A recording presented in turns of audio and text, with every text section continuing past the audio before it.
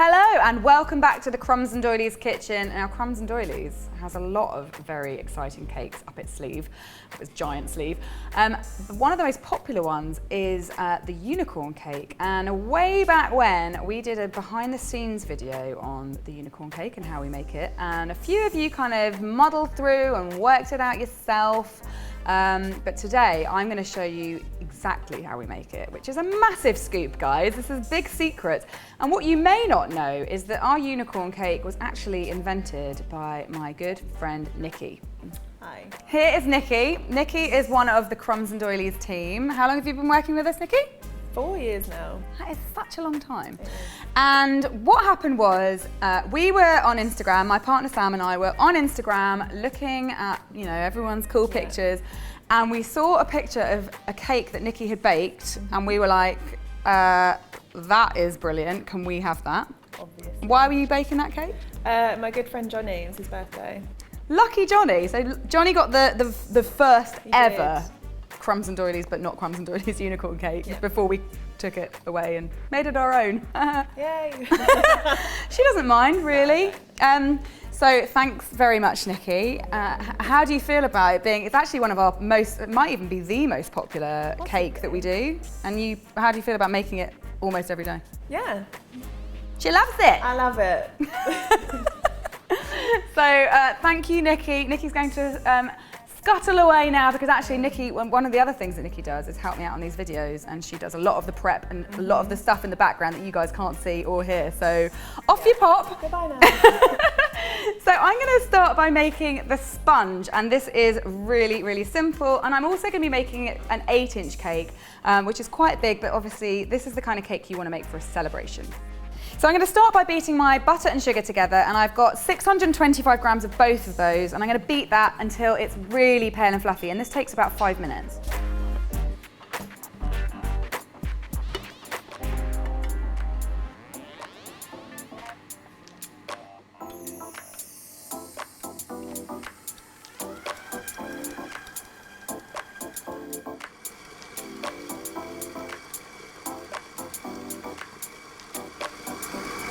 Right, now as you can see, it's super pale, and this is absolutely ready now. So I have 10 eggs here, 10 large eggs. Sounds like a lot, but this is going to be a nice big fat cake. And I'm going to add these one at a time, beating really well after each one.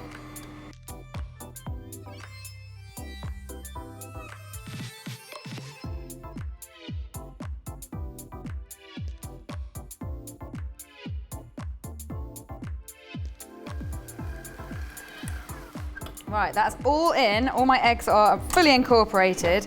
So now I'm going to add my flour, and I have 625 grams of self-raising flour. I use self-raising flour rather than plain flour, just because it makes a slightly lighter, fluffier cake rather than plain flour, which makes it a little bit sturdier and firmer. So they're quite good for, you know, if you're doing cakes that you need to carve. There's quite a lot of air in this already because of the eggs and all the creaming of the butter, but I think that self-raising flour just has the edge. So here goes.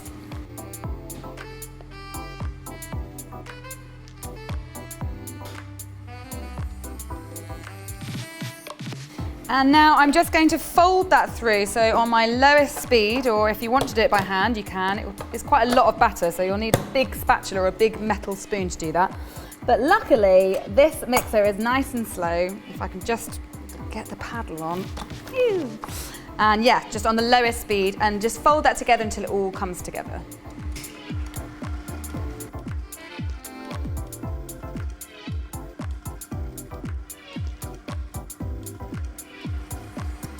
So it's looking pretty good. Now I'm also going to put in some milk and vanilla, and I'm putting 8 tablespoons of milk and a teaspoon of vanilla.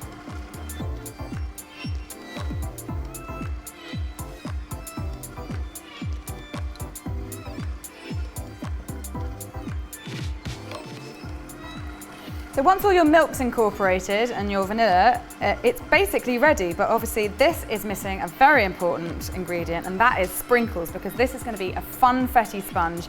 Really fun, that's why it's called funfetti. So I've just got some really colourful sprinkles here, and this is absolutely the last thing you want to put in, because it doesn't take very long for the colour to bleed out, because this is quite a wet batter. So put it in, give it a quick mix, and then it's ready. And that's it, that's all it takes. So very, very quick. I'll just take this paddle off. Now, if you want to, you can get your scales out and completely accurately divide this into 4. I'm going to do it by eye because sometimes life's too short, although I am a massive advocate of electric scales, as you know. So I've got my 9-inch cake tins, which I've already greased. You can grease in flour, you can grease in line. I've just greased mine. And I'm going to start dolloping.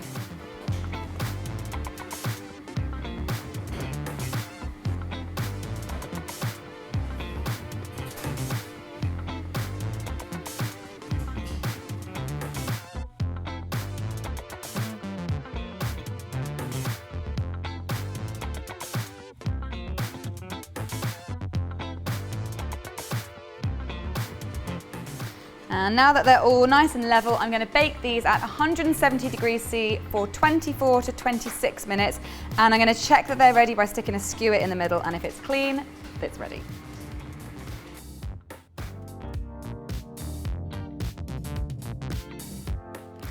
Welcome back. Now my unicorn sponges have come out of the oven and cooled down, and I've actually already trimmed them and leveled them as I normally do, just to get rid of any of the caramelization around the outside. And now I'm going to start building up. I've also got some vanilla buttercream, and as you know, I've done a masterclass on vanilla buttercream, so go and check that video out. And you need to make 3 times the amount in that recipe, so that you have enough to fill, crumb coat and finish this cake off. So I'm going to start, as usual, by sticking my first sponge onto my cake board with a little bit of icing. So get a little press down, and also just shift it about if you think it's not in the middle, because it definitely needs to be in the middle. And now I'm going to get on with filling and jamming and crumb coating.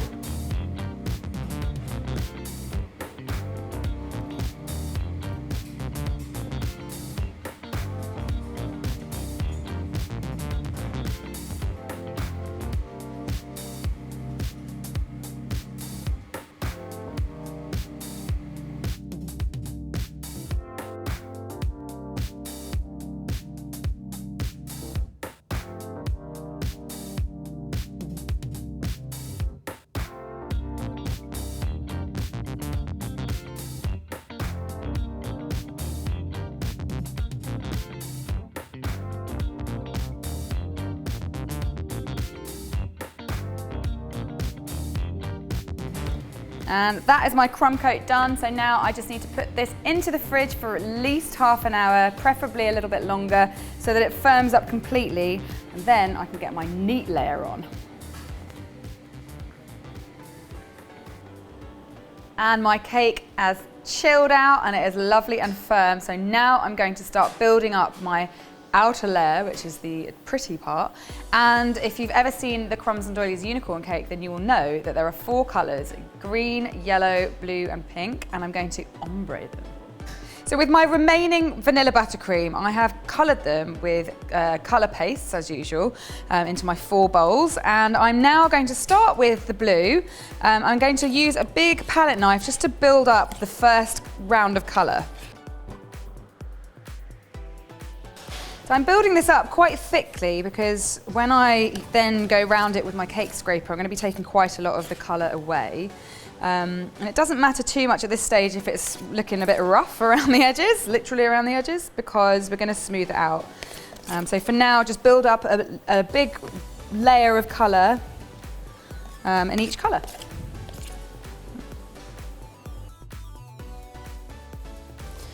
Now if you want, you can go straight in with the next colour, but what I like to do and what we do at Crumbs Doilies is to just neaten up that bottom layer just with the palette knife by going around it a little bit, just so that when we put the next colour on, there's a bit more of a neater join. So now you just need to keep going with all of your colours, finishing with pink on the top.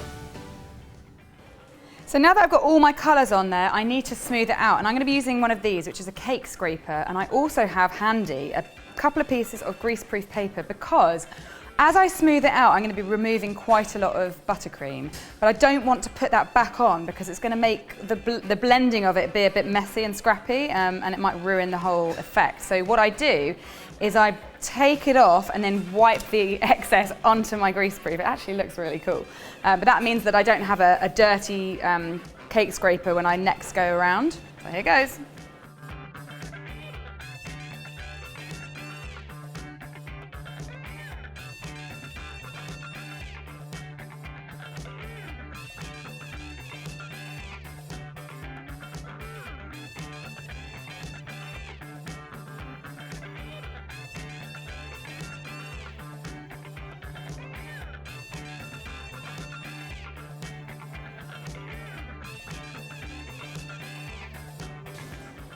So that is my unicorn cakes undergarments done. It's looking pretty cool, but pretty naked at the minute. So there's a few things we need to do to finish it off. And the first thing is to cover it in glitter.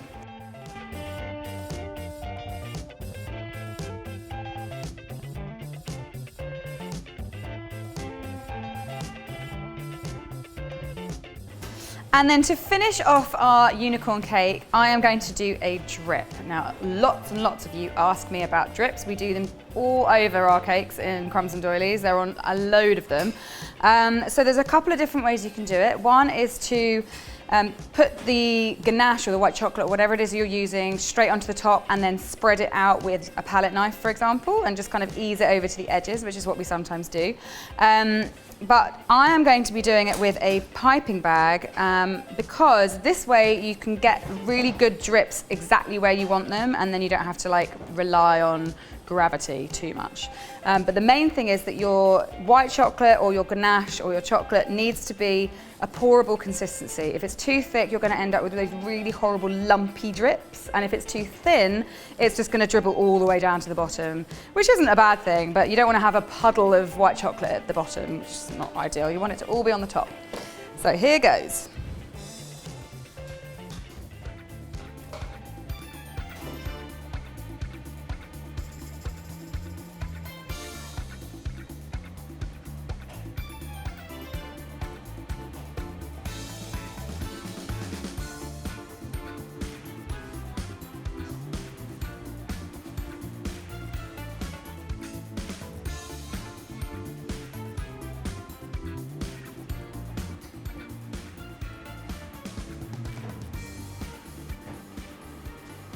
And then once you have evened out the top using a palette knife, you can then finish it off. I'm going to be using some colourful sprinkles and my favourite little unicorn poops. And if you want to know how to make these, I have done a video. It's the circus meringue video. They're really simple. You just need to watch that basically and make some of your own. Here goes.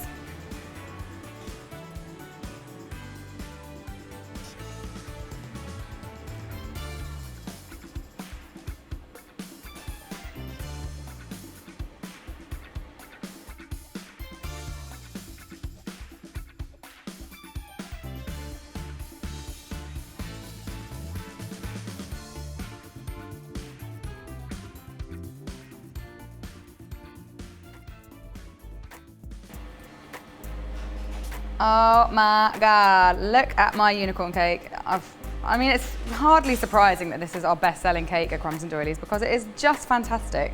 It's got all the rainbow action, it's got drips, it's got layers, it's got confetti. It is such a fantastic celebratory cake. So thanks to Nikki, you guys can have it. We got it and then we're giving it to you. So I hope you make this.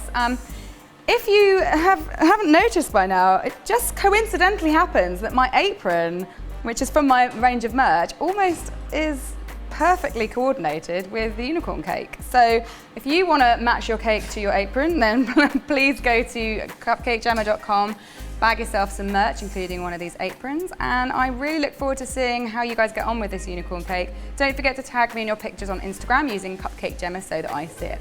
I'll see you next week. Bye!